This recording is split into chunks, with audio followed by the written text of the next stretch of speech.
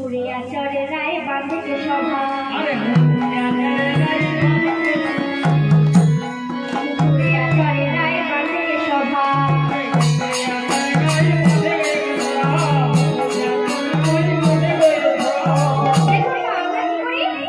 চিরুনি দিয়ে চুল আসলে তাই তো আর আয়না দিয়ে মুখ দেখি অবশ্যই আজ রাইধুনি কি করেছে সবটাই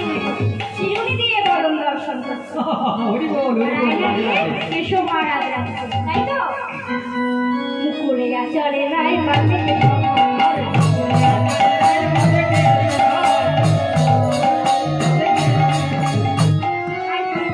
আয়না দেখতে দেখতে কি বলছে বলে আমি নাই আমি নাই আমি নাই আমি নাই আরে ওরা কে তুই নাই তো কে আছে বলে আমি নাই আমি নাই দেখুন আমরা তো নাই নাই নিজের মুখ দেখি আমরা তো নিজেদেরকে দেখতে পাই গো আর আজকে রাইধুনি কাকে দেখছে বলে দাঁড়িয়ে আছে দাঁড়িয়ে আছে দাঁড়িয়ে আছে কে রে কে দাঁড়িয়ে আছে কে মুরলি দাঁড়িয়ে দাঁড়িয়ে আছে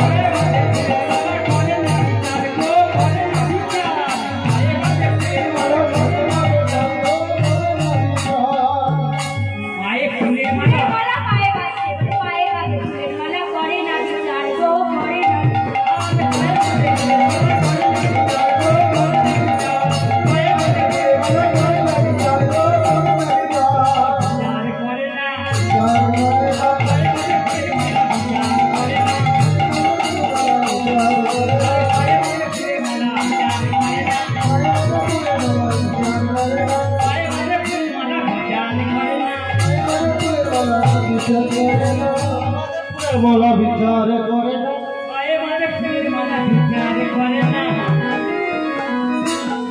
আমরা যাই বলি হারি গো যাই বলি হারি জয় বলি হরি জয় বলি হরি যাই বলি হারি গো যাই বলি হারি জয় বলি হরি জয় বলি হরি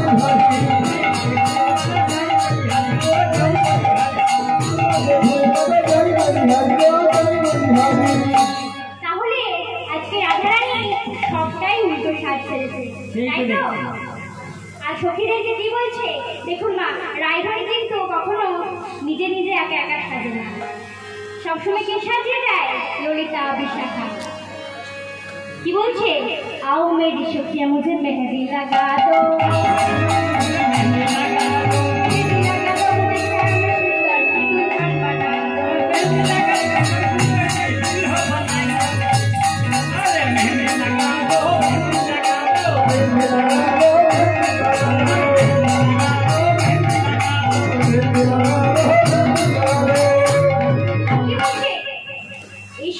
मेहंदी जो कब भूलना छूटे जो कब भूलना छूटे এমন মেহেন্দি আজ লাগাই দে যেন কোনোদিন না উঠে যায় आ मेरी सुहागी की बिंदिया लगा दो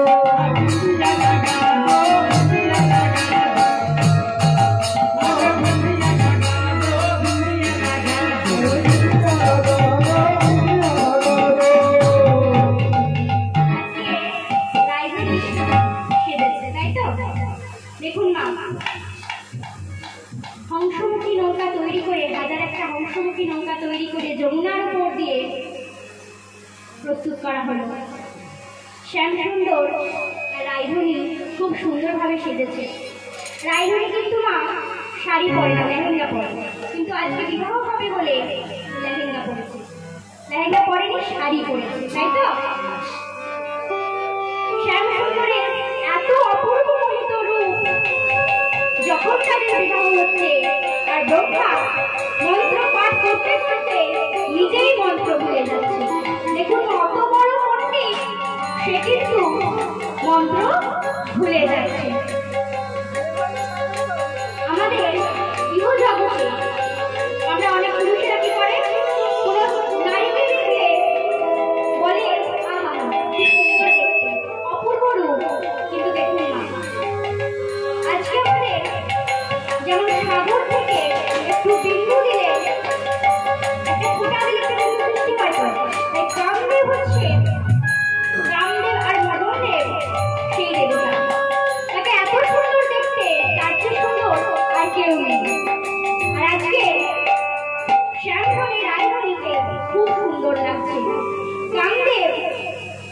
একটু একটু রস দিয়ে সে সব নারীর মধ্যে নারীকে সৃষ্টি করে। আর আজকে ব্রহ্মা নিজে আর কামদেব নিজে শ্যাম সুন্দরের রূপ দেখে মূর্ছিত হয়ে যায়। আর শ্যাম সুন্দর রাজা প্রেমটা আমাদের হাতে এসে ধরা। আর আজকে আমাদের শ্যাম সুন্দর রায়ধনীর সাজের বর্ণনা করলাম। আমাদের গৌরাঙ্গ মহাপ্রভুর সাজের বর্ণনা একটু শুনে নি। গৌরাঙ্গ মহাপ্রভু কেমন ভাবে সেজেছে? ধবল পাটে জোর করেছে গো, ধবল পাটে জোর করেছে গো, ধবল পাটে জোর করেছে গো, ধবল পাটে জোর করেছে গো, রাঙা রাঙা পাড় দিয়েছে, রাঙা রাঙা পাড় দিয়েছে, রাঙা রাঙা পাড় দিয়েছে, চরণ পরে আবার চরণ পরে চরণ পরে দিতেছে সোজা গো, জাগো জাগো চরণ পরে বেড়াইছে জাগো জাগো। দেখুন না, আমার শ্রীকৃষ্ণের প্রিয় রং হচ্ছে হলুদ, রাধারানীর প্রিয় রং হচ্ছে নীল, আর গৌরাঙ্গ মহাপ্রভুর প্রিয় রং হচ্ছে লাল। তাই আজকে যারা যারা লাল বস্ত্র পরিধান করে এসেছেন মা, তাদের কিন্তু আপনারা সবাই কিন্তু আজ আমার মহাপ্রভুর প্রিয় পাত্র হয়ে গেছে। আজকে যত বেশি আপনারা উলুধ্বনি দেবেন তত বেশি কিন্তু মহাপ্রভুর কৃপা লাভ করতে পারবেন। রাধে তাই বলছে ধবল পাঠে জোর করেছে গো, আবার ধবল পাটে জোর করেছে গো, ধবল পাঠে জোর করেছে গো, আবার ধবল পাটে আবার ধবল পাটে আবার ধবল পাটে জোর করেছে গো। আর কি করছে? চন্দন মাখা গোড়ারাই বাহুল লেগেছে যার,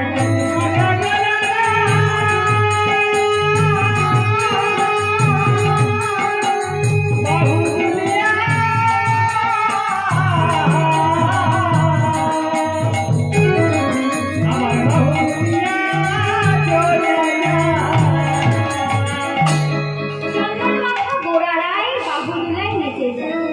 এই যে মা আমরা কপালে এই যে চন্দন করি, তিলক করি, চন্দনটার সৃষ্টি কোথা থেকে বলুন তো? জানা আছে না? দেখুন মা, একদিন ভগবান নারায়ণ নিজের মুখে বলেছিলেন, জলে স্থলে অন্তরিক্ষে সব জায়গায় আমি বিরাজমান। এই কথা শুনে নারদ মুনি মনে মনে ভাবলেন, প্রভু তোমার সব জায়গায় রয়েছেন, তাহলে আমি যদি মল ত্যাগ করি আর সেই মল যদি আমার প্রভুর অঙ্গে লাগে, কারণ প্রভু তো সব জায়গায় আছে। আর প্রভু কি করেছে? নারদ মুনি যোগ বলে 6 মাস নিজের দেহে মলটাকে ধারণ করে রেখেছে। এবার যখন নারদ মুনি প্রভুর কাছে এলেন বৈকুণ্ঠ ধামে, প্রভু বলছে, হ্যাঁ গো নারদ, আগে তোমার অঙ্গ থেকে কত চন্দনের গন্ধ পেতাম, আর এখন এত বিশ্রী গন্ধ, মনের গন্ধ পাচ্ছি কেন? বলে, প্রভু তুমি তো নিজেই বলেছো জলে স্থলে অন্তরিক্ষে সব জায়গায় তুমি বিরাজমান, তাই আমি মলকে নিজের শরীরে ধারণ করে রেখেছি। তুমিই বলে দাও এই মল আমি কোথায় পরিত্যাগ করবো? বলে, কেন? চলে যাও মলয় পর্বতে, সেখানে গিয়ে তুমি মল ত্যাগ করো। বেশ, এবার নারদ মুনির এই বিষটা থেকে সৃষ্টি হয়েছে মা চন্দনের। আর গরুড় পুরাণ বললো অন্যান্য পুরাণে অসুরের বিষটা থেকে সৃষ্টি হয়েছে পেঁয়াজ রসুনের। তাই ভগবত সেবায় বা জগন্নাথ প্রভু যত প্রভু সেবায় পেঁয়াজ রসুন লাগে না। পেঁয়াজ রসুন খেলে দেহের তামসিক গুণ নষ্ট হয়, ভক্তি নষ্ট হয়, তাই পেঁয়াজ রসুন খাওয়া চলে না। আজকে প্রভু আমার ভক্তের মর্যাদা রক্ষার্থে সেই চন্দন মলটাকে নিজের সারা শরীরে মেখে বিবাহ করতে চলেছে বিষ্ণুপ্রিয়ার সাথে। তাই চন্দন মাখা গোড়ারাই বাহুলায়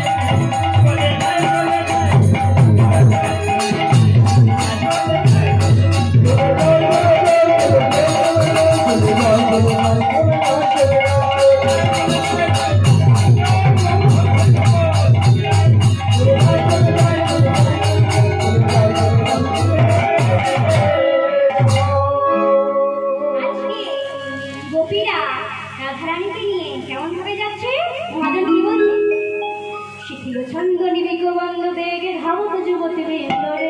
আহারে আহারে শিখিল সঙ্গনি বিকুমাঙ্গ বেগে ধাবো তো যুবতী বৃন্দরে বৃন্দরে ভিতরে ভিতরে আর এত বড় পদ যিনি রচনা করেছেন ওই ছে মেলালো গোকুল চন্দ্র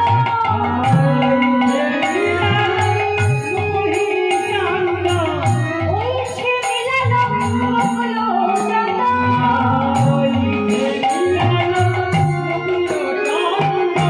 গোবিন্দ দাস বলনি রে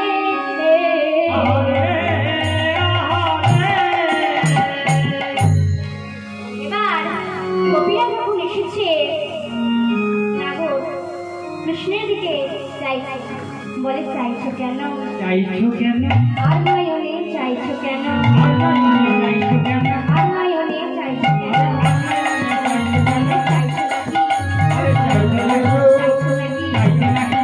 বলে চাইছো কেন আর চাইছো নাকি চাইছো কেন মানে হচ্ছে আমার দিকে তাকাচ্ছ কেন আর চাইছো নাকি মানে আমার কাছে তুমি কি চাইছো সবাই ছুটে এসেছে বলে ও কহ গোপী কিসের লাগি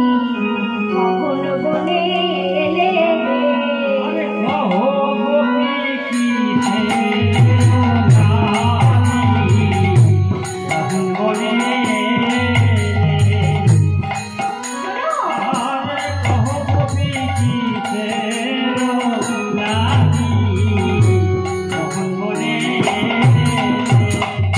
শোনো তোমাদের তো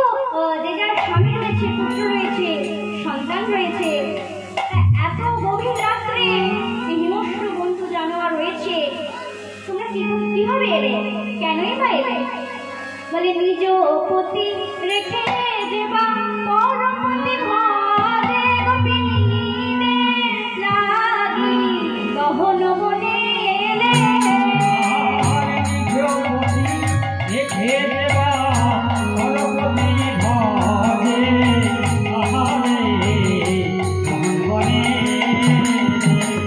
আবার লক্ষ্মী সম হইয়া যে জন নরকে পুরি মনে গোপিনীদের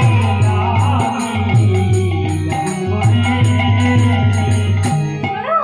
স্বামী যতই অল্প বা কালা হোক না কেন স্বামীকে কিন্তু ত্যাগ করা উচিত নয় যাও যাও তোমরা চলে যাও এখন জোগাড় হবে না বড় ধার্মিক হয়েছ শ্যামনগর বড় ধার্মিক হয়ে শ্যাম ধর্ম শিখায়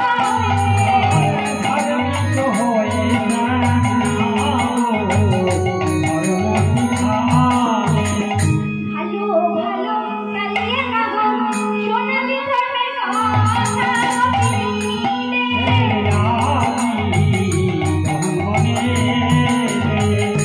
ভালো ভালো কথা তুমি শুনালে এখন তুমি আমাদের ধর্মের কথা শোনাচ্ছ শ্যামনগর পররামণি মোহন মাতাইলে যখন ধর্ম ছিল কোথা গোপিনীদের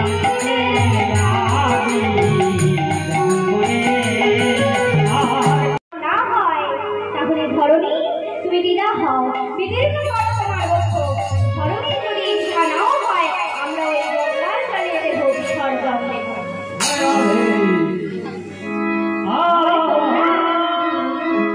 আজকে কেন এসেছো কি চাও তুমি তো জানোই প্রভু একটি রজনীর জন্য তোমায় পতি রূপে পেতে চাই বলে বেশ তোমাদের মনের বাসনা আমি পূর্ণ করব তোমরা সবাই চক্রাকারে দাঁড়াও দুই দুই গোপী এক এক কৃষ্ণ মন্দিরে করে দাঁড়ালো মহাজন কি বলছে শারদ পূর্ণিমা